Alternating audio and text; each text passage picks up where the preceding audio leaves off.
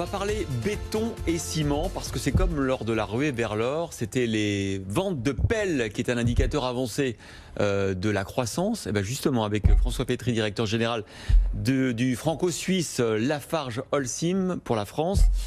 François Pétry, justement, comment va le béton et le ciment? Ça nous permettra peut-être d'en voir plus clair sur cette reprise économique qui frémit. Bien, bonjour. Et effectivement, vous avez raison, lors de ce deuxième confinement, eh bien, nous sommes dans une situation très différente de la première phase.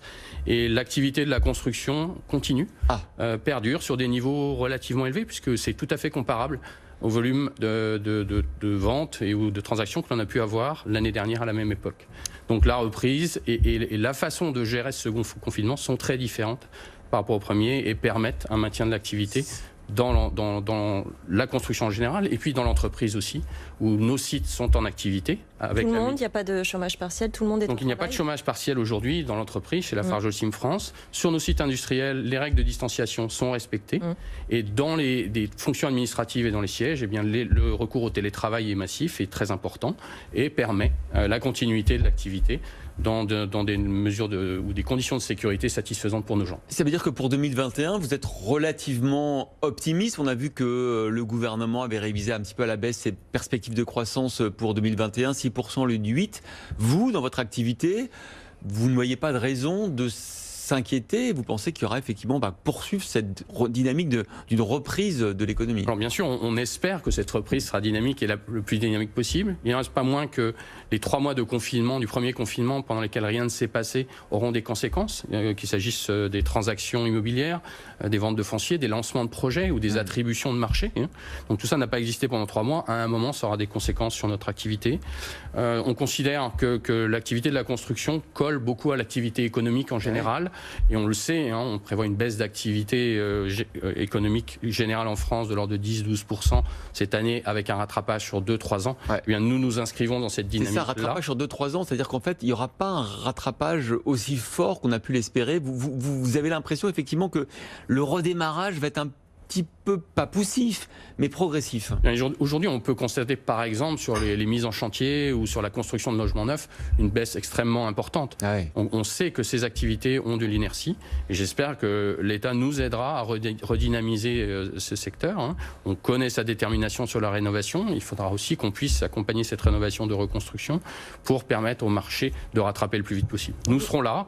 L'entreprise Lafarge Holcim a gardé ouvert ses ventes lors du premier confinement. Là, c'est la production et la vente pour alimenter la filière de la construction au service de nos clients dans une relance la plus dynamique possible. Et vous lancez des formules de ciment décarboné, ça va bien dans le sens du verdissement de l'économie. Alors vous avez tout à fait raison, on sait que le poids carbone de l'industrie de la construction est élevé. Oui, vous êtes un gros trait du doigt. Exactement, et c'est un gros challenge que nous avons, et c'est une chance que l'activité se poursuive, puisqu'on sait qu'aujourd'hui, nos entreprises et Lafarge Holcim accélèrent fortement, avec des engagements majeurs au niveau groupe de baisse du poids carbone de notre activité et de nos produits. C'est possible, ça? On va réussir à ce qu'un jour, cette industrie qui est essentielle, mais quand même polluante, le soit de moins en moins?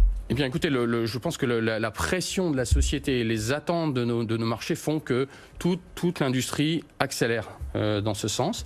Vous avez raison, il est nécessaire de développer un certain nombre de choses qui peuvent prendre du temps, mais il y a aussi des actions à très court terme que nous menons déjà.